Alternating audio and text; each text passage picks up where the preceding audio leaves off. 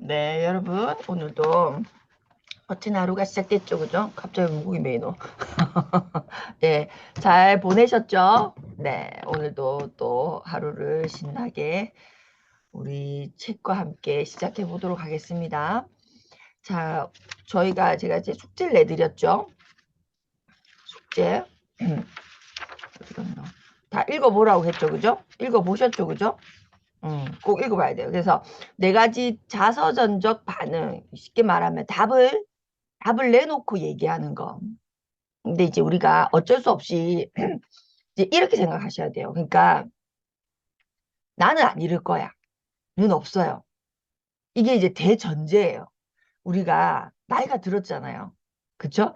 그렇기 때문에 다 이 자서전적 반응을 100% 한다. 그냥. 그러니까 뭐, 어떤 대상일 때 나는 안 하고 어떤 대상일 때 나는 하고 뭐 그럴 것 같다 읽으시면서 그랬을 수도 있지만 제가 봤을 때는 그냥 다 100%다. 그러니까 나는 이렇다라고 생각하고 접근하는 거. 그래야 우리가 뭔가 변화를 일으킬 수 있겠죠. 그래서 진짜 중요한 것은 이 책 내용을 인지하는 것이 중요한 것이 아니라 우리가 행동할 수 있는 거, 내 행동의 변화가 일으켜지는 것이 훨씬 중요한 거니까 그러려고 하면 나는 답을 정해놓고 누군가 얘기를 듣고 있어. 이 부분에 대해서 그냥 쿨하게 인정해버리는 거. 굉장히 중요한 것 같습니다. 그래서 우리가 습관 5는 뭡니까? 이해한 다음에 이해시켜라. 내가 들은 다음에 말해라. 그거잖아요. 그 다음에 무슨 얘기가 나왔어요? 그래서 처방하기 전에 진단해라. 우리가 뭔가를 결정을 내리기 전에 이거구나 라고 결정 내리기 전에 뭐 하라고요? 진단을 해라는 거예요. 진단을 잘해라는 거예요. 그래서 그 진단이 이제 먼저 듣는 건데, 제대로 듣는 건데, 그 들을 때, 오늘 나갈 주제죠. 그죠? 자서전적 반응으로 내가 듣게 되면, 이 말이에요. 자, 우리가 들은 다음에 말해라. 그리고 이제 대전제죠. 그러니까 첫 번째 뭐 하라? 우리가 진단하기 전에 처방을 잘해라. 처방하기 전에 진단을 제대로 해라. 그런데 그 진단을 만약에 당신이 답을 정해놓고 한다면, 이 말이에요. 당신이 답을 정해놓고 한다면 그 진단은 어떻게 될까요? 의미가 있는 진단일까요? 없는 진단? 자, 예를 들어 의사가 쟤는 감기야 라고 답을 정해놔서 딱 들어오는 모양의 감기야 정해놨어. 그리고 질문을 해. 진단을 하기 위해서 막 질문을 해. 그 답이 감기니까 이 사람이 목이 이래도 그러니까 코가 그러니까 어 이게 좀 두통이 그러니까 내가 이미 답을 정해놨기 때문에 이 사람이 무슨 말을 해도 어떻게 된다고요? 그 말처럼 들려요 또.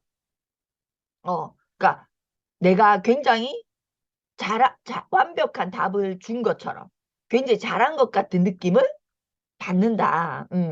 그쵸? 그래서 이걸 우리가 이제 뼈 때리는 걸로 제일 정확하게는 이제 암에 빠져 있는 사람들, 그죠? 암빠들이 깔때기, 이게 이제 정확하게 자서전적 반응이 이제 그런 거죠. 그죠? 자, 그래서 그렇게 하시면 안 된다. 그래서 이제 정확하게 한번 네 가지를 보도록 하겠습니다. 자서전적 반응은 자기 스타일대로 답을 정해놓고 모든 것을 여과시켜 버리는 거. 네. 자, 어떻게 하냐? 판단, 탐색, 충고, 해석. 이 네 가지가 세트. 우리가 답을 정할 때 이렇게 정한다는 거예요. 판단해버리고, 탐색하고, 그죠? 충고하고, 해석하고. 그러니까 내가, 어, 감기일 것 같아. 판단해버리는 거예요. 제가 지금 들어오는 모습을 보니까, 제가 말을 이렇게 꺼내려고 하는 거 보니까, 내한테 돈을 빌리러 왔네. 판단해버리는 거예요. 예를 들면, 뭐 우리 존재가 누군가에게는 그가 자사전적 반응을 한다면 어떻게 되겠어요? 주위가 온 걸 보니까 아메 얘기를 하려고 하네. 아메 물건을 팔려고 하나 보다. 라고 상대가 나를 보고 대전제로 판단해 버리는 거죠. 이해되죠? 판단해 버리고 그 다음에 어떻게 한다고요? 좀 탐색해 보는 거예요. 그런가? 이런가 탐색해 보는 거예요. 그 다음에 어떻게 한다고요? 충고하는 거죠. 맞는 거지 이제. 주희가 내한테 물건을 팔러 온 게 맞아. 나는 있다고 얘기할 거야. 뭐, 어? 응. 그리고 최종적으로 해석해 버리고. 요 네 가지 세트를 통해서 우리가 자사전적 반응을 한다는 거예요. 그래서 우리가 어떤 굉장히 많은 관계들 속에서 어, 이거 왜 그런 어, 나에게 굉장히 소중하고 중요한 사람인데 뭔가 뭔가 이렇게 뭐라 해야 되나 다가가지 못하고 혹은 늘 이 사람하고는 일정 수준 어떤 거리감이 느껴지고 요런 거에는 그 아까 네 가지가 언젠가는 잘 모르겠지만 적용을 한번 됐다 이 말인 거예요. 판단, 탐색, 충고, 해석이 됐다 이런 거죠. 그래서 여기 예시로 대표적으로 이제 아들과 아빠가 나와요. 응? 얘 요즘 어떻게 지내니? 네, 좋아요.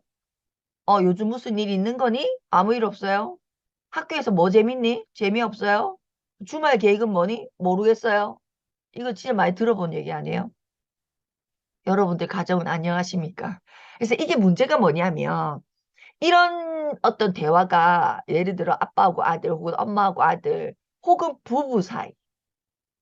이건 부부 사이는 어떻습니까? 밥 먹었나? 먹었다. 밥 먹을래? 먹을게.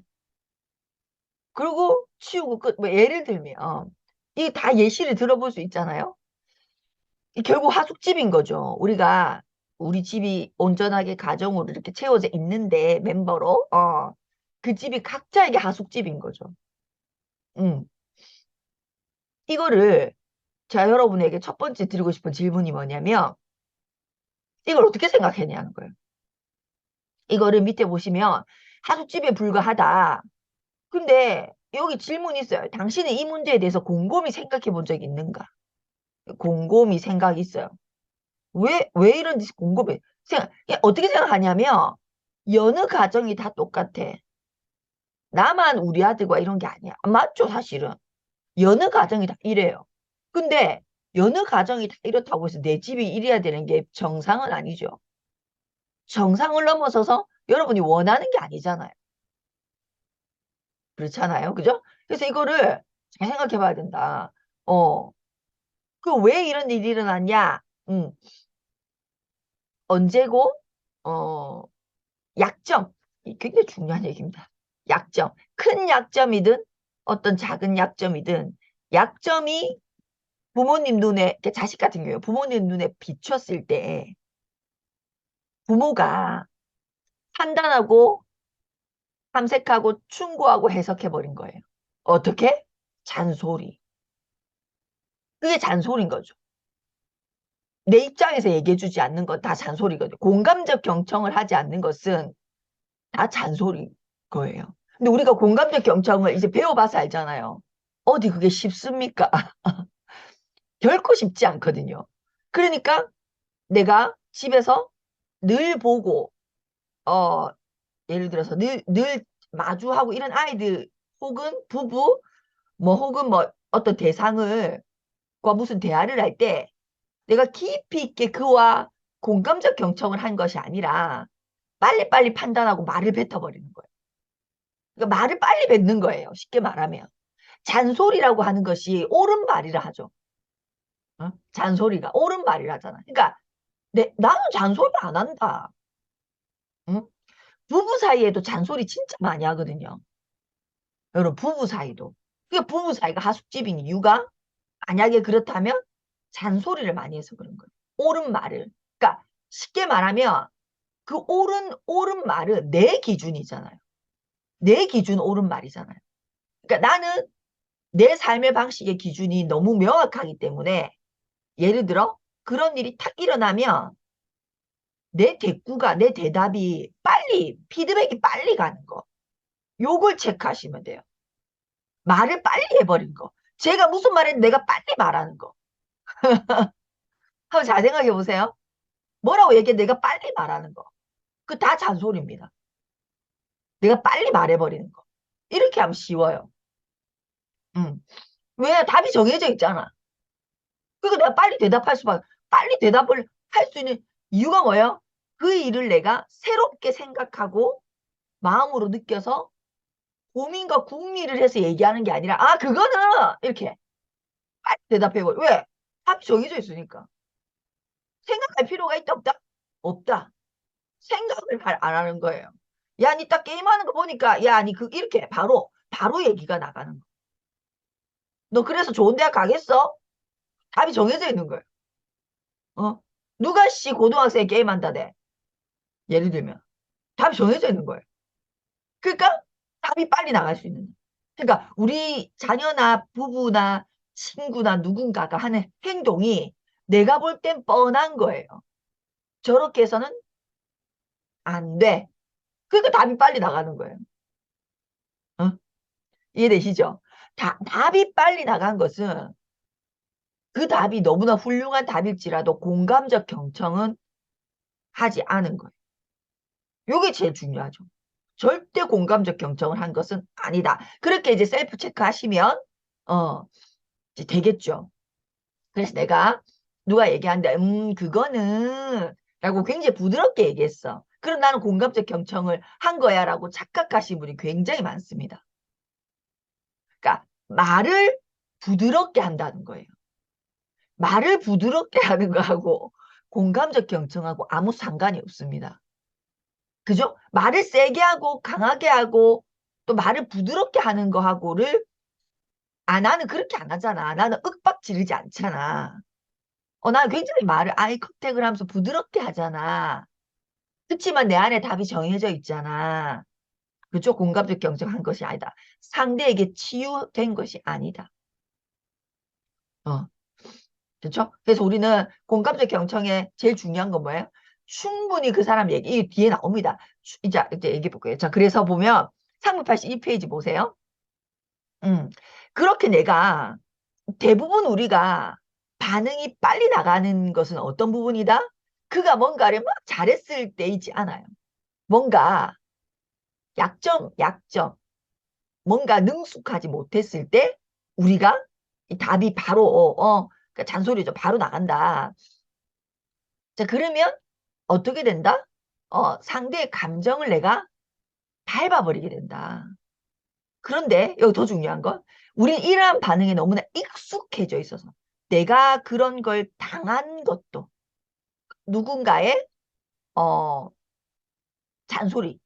우린 늘 잔소리를 듣고 컸고 그래서 내가 누군가에게 잔소리 바로 그러니까 즉각적인 반응을 늘 받고 컸고 지금도 마찬가지고 그래서 나도 누군가에게 즉각적인 반응을 하고 있죠. 예를 들면.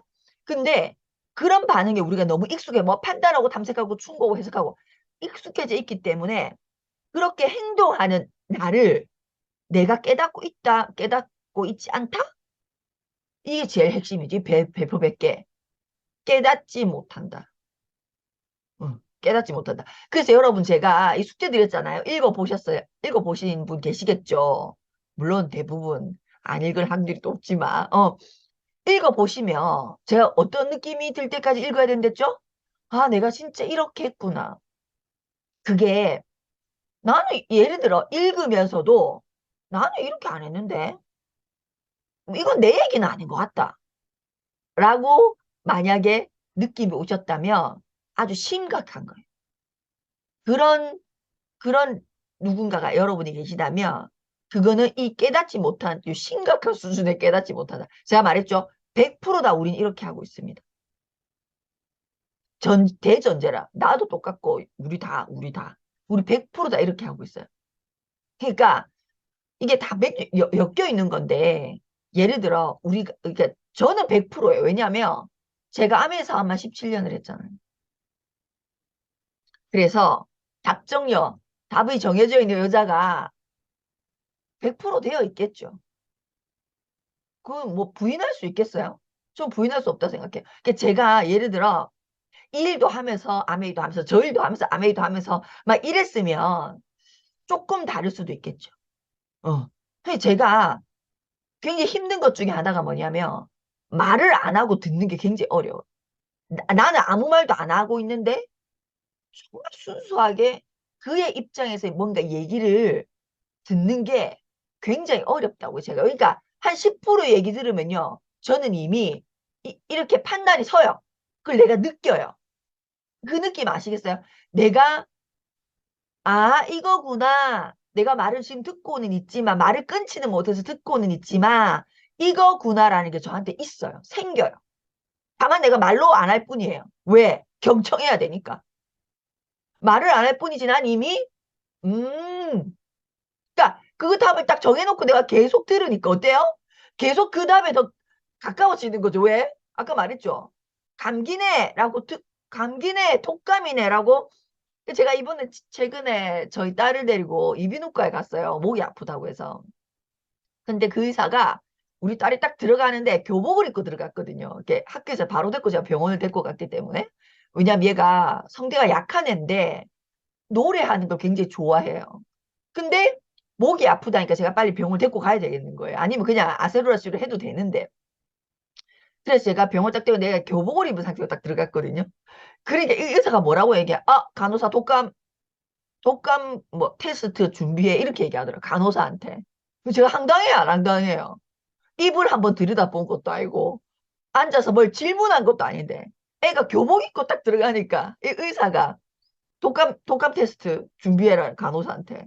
그래서 제가 순간 이렇게 나도 모르게 웃음이 나왔어요. 근데 그 사람이 저한테 뭐라 했는지 아냐면 어머니 학생들 지금 독감 퍼져서 난리라는 거예요. 지금 학생들이 대유행이래. 지금 자기 병원에 오는 10명의 학생 중에 9명이 독감이라는 거예요. 그래서 독감일 겁니다. 근데 진짜 독감이었어요. 그래서 할 말은 없지만, 그래서 할 말은 없었지만, 너무 황당하더라고요. 너무 황당하더라고요. 그래서 애가 앉자마자 독감 테스트부터 했어요. 근데 또 진짜 독감인 거야. 그래가지고, 뭐 이렇게 해가 링겔을 맞아야 된다 해가지고 링겔을 맞고 제가 그 2시간 옆에 기다리다 왔거든요. 그 봐요. 예를 들어 그 의사하고 똑같죠. 물론 그 의사 맞춰서 내가 할 말은 없지만 딱 교복 입고 들어오는 모습이 독감이야. 그러면 그 애가 하는 모든 것이 이제 내가 그 깔때기로 다 집어넣는 거예요. 실제 그 애가 그런 게 아니라. 그러니까 우리가 이 사람과 이 평행선이 좁혀지지 않는 거죠. 좁혀지지 않는다. 그렇죠? 그래서 이 스티븐 코비가 하는 거 우리도 이거 해볼까요? 근데 이렇게 해도 막 웃기만 웃지 낸 줄은 잘 모를 확률이 있어. 근데 스티븐 코비는 롤플레이를 했다는 거, 역할 연기를 했다는 거예요. 그래서 자기 자신이 하는 전형적인 반응, 그러니까 내가 하는 전형적인 반응을 보여줬다는 거예요. 누군가에게. 네가 지금 이렇게 하고 있어. 를 다른 사람의 역할 연기를 통해서 보여줬다는 거예요. 그렇게 하니까 사람들이 큰 쇼크를 받고 자신이 보통 때 하는 반응이 어떻는지를 깨닫기 시작했다. 눈으로 보니까 깨닫기 시작하더라. 그래서 공감적 경청을 정말로 해야 되겠다. 절박함이죠. 미 생기더라. 그래서 먼저 이해하라. 먼저 들어라. 경청해라. 고 하는 이 명제는 7가지 습관 가운데 어쩌면 이게 5번째가 아니라 1번이어야 된다라고 생각한다는 거. 이게 스티브 코비가 이렇게 얘기하는 것 중에 중요한 건 뭐냐면 스티브 코비가 제일 안 되는 게 뭐예요? 습관 5거든요. 그러니까 뭔가 전문가가 될수록 그렇죠? 혹은 어떤 한 분야에 오래 있었다. 뭐 그다음에 연락 똑똑하다. 혹은 나이가 굉장히 많다. 다 공통점입니다. 음. 그렇기 때문에 이 스티브 코비는 7가지 중에 어쩌면 제일 먼저 적용을 해도 되지 않을까라는 생각을 했다는 거예요. 스티브 코비가. 그래서 또 예시가 나옵니다. 그래서 여기서는 이제 아빠와 아들의 어떤 예시가 나오는데 여기서 굉장히 중요한 건 뭐냐면 아버지 의도예요. 아버지 의도. 이제 아버지하고 애하고 막 이렇게 이제 아버지는 답이 정해져 있는 거예요. 그리고 아이랑 학교에 대한 얘기를 나누고 있어요, 지금. 아이는 학교 가기 싫어하고 학교 안 가고 친구가 뭐 정비하는데 그것도 나쁘지 않게 보이고 막 이런 얘기를 해요. 근데 아빠도 거기에 대한 대응을 막 하고 있는 얘기인데 중요한 건 뭐냐면 의도가 뭐냐는 의도가. 의도가 나빴냐는 거예요. 우리가 누군가랑 대화를 나눌 때 내가 정말로 그 사람을 기분 나쁘게 하려고 혹은 상처를 주려고 대화를 하는 사람이 있을까요? 저는 한 명도 없다고 생각해요. 한 명도 없어요. 한 명도 없어요. 근데 우리가 인지를 못하는 거죠. 이거 진짜 슬프지 않아요? 나는 도와주려고 하는 건데 상처를 줘요. 나는 내 의도는 도우려고 한 거예요. 근데 상, 상대는 상처를 받아요. 나로 인해서. 이런 경우 진짜 좀 슬픈 경우죠. 그죠? 그렇습니다. 그래서 우리가 공감적 경청을 제대로 해내는 것은 굉장히 중요하다. 자, 이 공감적 경청은 뭐 기술적으로 표현할 수 없지만, 그래도 굳이 한다면 네 가지 단계가 있다. 공감적 경청의 네 가지 단계. 그래서 여기서 보면 똑같은 예시가 계속 나오죠. 음, 아빠 나 지쳤어요. 이제 학교는 지루하고 따분해요. 라고 했을 때, 어, 그대로 피드백 해주는 게 1단계. 그 친구가 말하는 걸 그대로 내가 한 번 더 똑같이 말하는 거. 공감적 경청에 굳이 기술을 이제 마음으로 듣는 게 맞죠. 근데 굳이 기술을 집어넣자면 이런 거예요. 그가 한 말을 내가 그대로 한 번 더 뱉어주는 거. 공감적 경청이지만 아주 낮은 단계다. 학교가 지루하고 따분하다고 생각하는구나. 이렇게 그가 말한 걸 내가 한번 그대로 어, 이제 이렇게 반사해서 흉내내 그대로 말해보는 거. 이게 1단계. 자, 두 번째 단계는 386페이지 내용을 재구성하는 거. 아빠 나 지쳤어요. 학교는 지루하고 따분해요. 더 이상 학교에 가고 싶지 않은 모양이구나. 내용을 재구성했죠. 그죠? 학교가 지루하다고 얘기했는데 학교 가고 싶지 않은 모양이구나. 라고 재구성했어요.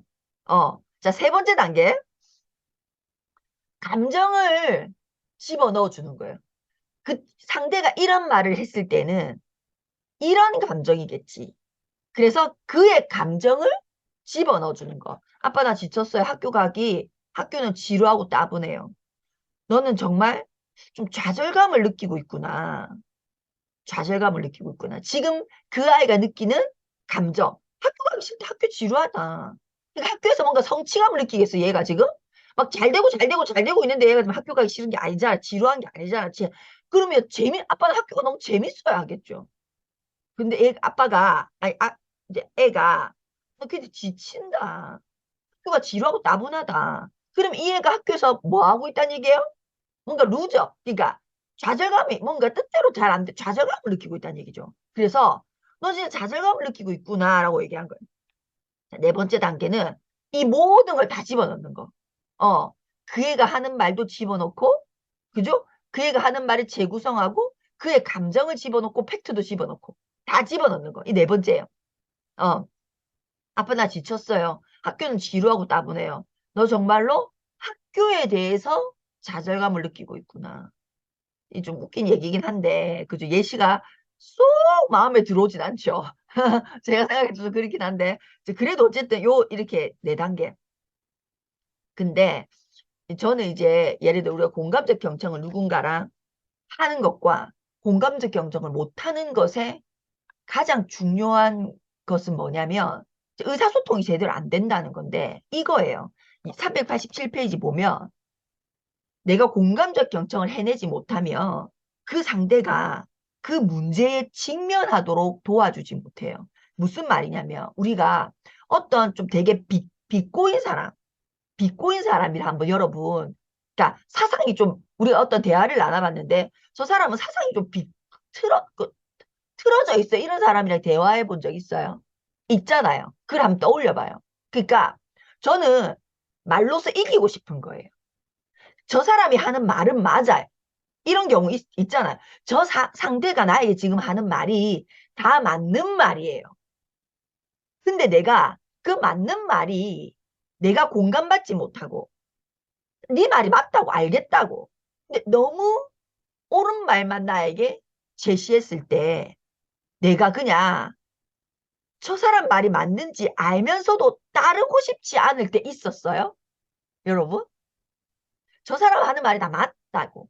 맞는데 좀 버티고 싶고 좀 인정 안 하고 싶고 난 딴 데로 튀고 싶고 막 이럴 때 있었어요?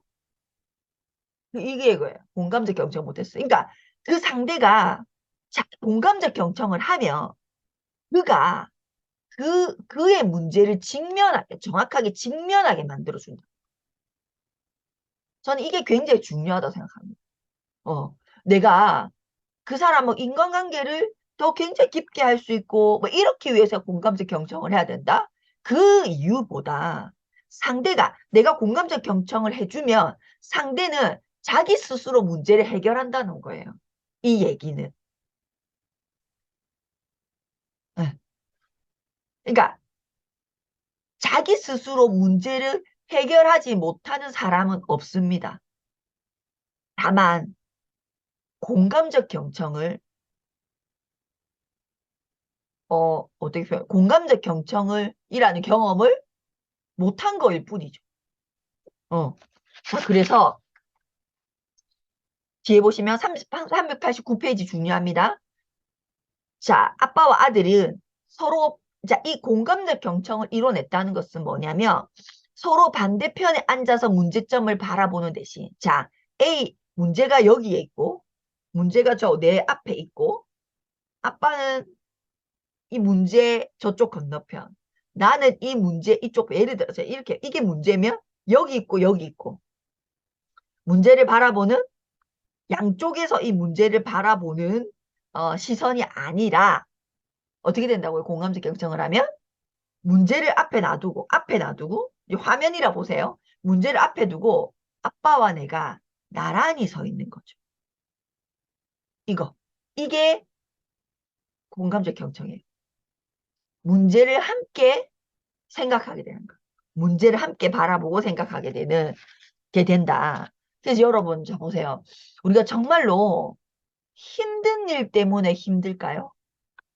정말로 우리 뭐 생활에서 정말 힘든 일이 생겼어. 그 힘든 일이 힘든 일 때문에 내가 힘들지 않습니다, 사람은. 그 힘든 일을 위로받고 치유받지 못해서 힘들어요. 위로받지 못해서 힘들어요. 그 일 자체가 힘든 일은 없어요. 왜냐면 굉장히 상대적이거든, 일이라고 하는 거. 그 힘든 일이라고 하는 것은 굉장히 상대적이에요. 그러니까 누군가가 진정으로 알아주면 그 힘든 일은 아주 가벼운 일로 탁 넘어가 버려요. 근데 아무것도 아닌 일도요. 그렇게 무게감 있게 올 수도 있는 거예요. 그래서 우리가 여러분이 오늘도 누군가를 또 뵐 거 아닙니까? 그죠? 그래서 항상 어떻게 하셔야 된다고요? 저는 예를 들어 뭐 제가 잘하는 것도 아니지만 그냥 제 마음은 그런 거예요. 여러분도 그렇게 한번 해보세요. 난 이 사람과 지금 대화를 나누는 게 아니야. 난 이 사람과 대화를 나누려는 게 아니야. 여러분의 의도는 뭐라고요? 위로하려고 하는 거예요. 내 대화의 목적 자체가 위로인 거예요. 자, 다시 내가 누군가를 만났어요. A를 만나든 B를 만나든 C를 만나든 누구를 만나든 내 대화, 내가 그에게 말을 걸고 그의 얘기를 듣고 거기에 대해서 내가 또 피드백을 주고 하는 모든 과정은 순수한 대화가 아니라 나는 위로하고자 그와 대화 나누고 있어 라고 생각하시면 공감적 경청을 할 수 있는 확률이 굉장히 높아집니다. 굉장히 높아집니다. 그죠? 그가 나보다 좋은 상태건 나쁜 상태건 다 중요하지 않고 나보다 부자건 아니건 나보다 위치가 있건 뭐 다 중요하지 않고 여러분이 예를 들면 스폰서님을 위로하려고 한 만나보세요. 목적이 위로야. 내가 오늘 스폰서님 만나는데 내 목적이 위로야. 여러분이 오늘 파트너를 만났는데 내 목적이 위로야. 그럼 어떻게 될 것 같아요? 사랑이 꽃피는 나무가 되겠죠. 생각해봐요. 얼마나 모든 게 풍성할 것 같지 않아요?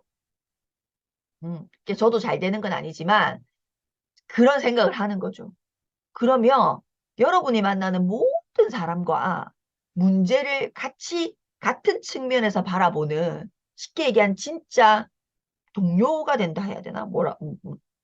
그런 거 있죠. 진짜 친구가 되고 나이랑 뭐, 뭐 연령 카테고리 다 벗어나서 우리는 누구랑도 진정한 친구가 될 수 있어요.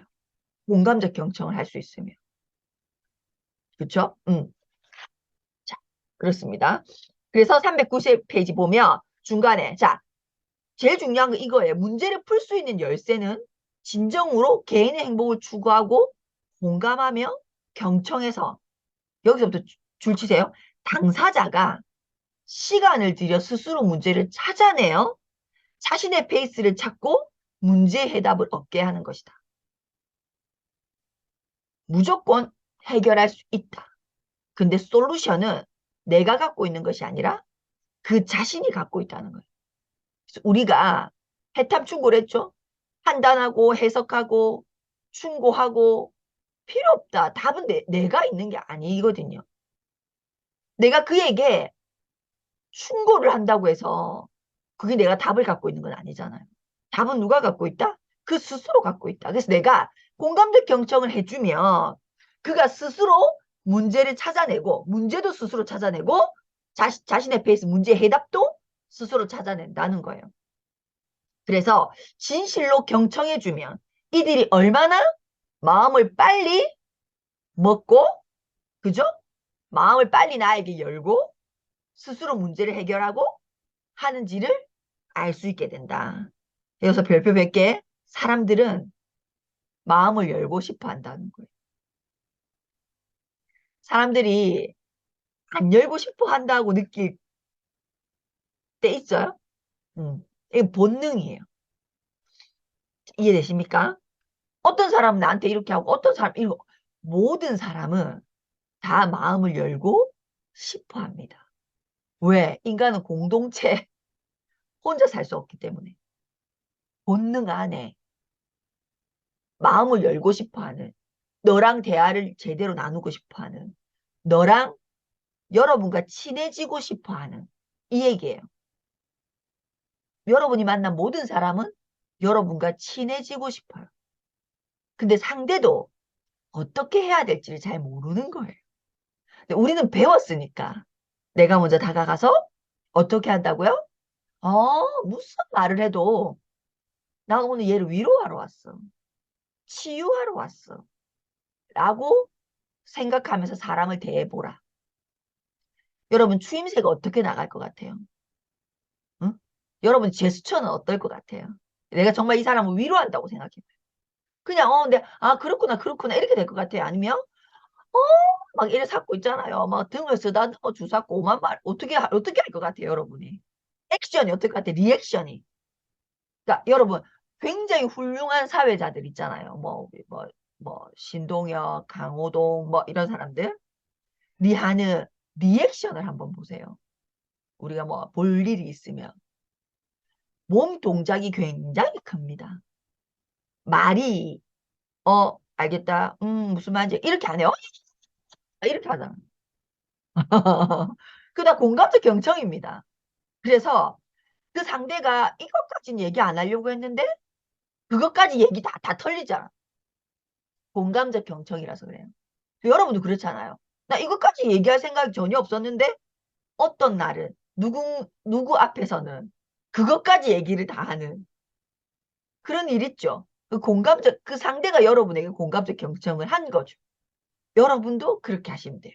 어떻게 한다고? 난 오늘 이 사람을 위로하려고 만났어. 난 이 사람을 치유하려고 만났어. 라고 생각하시면 사실 여기 있는 모든 솔루션이 해결됩니다. 그래서 공감적 경청은 반드시 시간을 필요로 한다. 그래서 우리가, 굉장히 뭐라 해야 돼, 시간이 많이 걸린다라고 왜냐면 내가 끝까지 들어줘야 되니까. 시간이 많이 걸린다고 생각할 수 있지만, 문제를 해결하는 데는 이게 가장 빠른 길이다.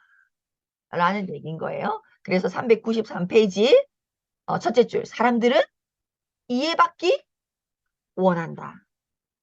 사람들은 마음을 열고 싶어 한다. 그래서 우리가 공감적 경청만 하면 정말 상대 입장에서 자 공감적 경청이 뭐라고요? 내가 나라서 유체이탈해서 어떻게 한다고요? 그 사람 속으로 그냥 들어가 버리는 거. 그런 마음으로 들어주는 거. 자, 그러면 다 된다. 모든 사람은 이해받기를 원한다는 거예요.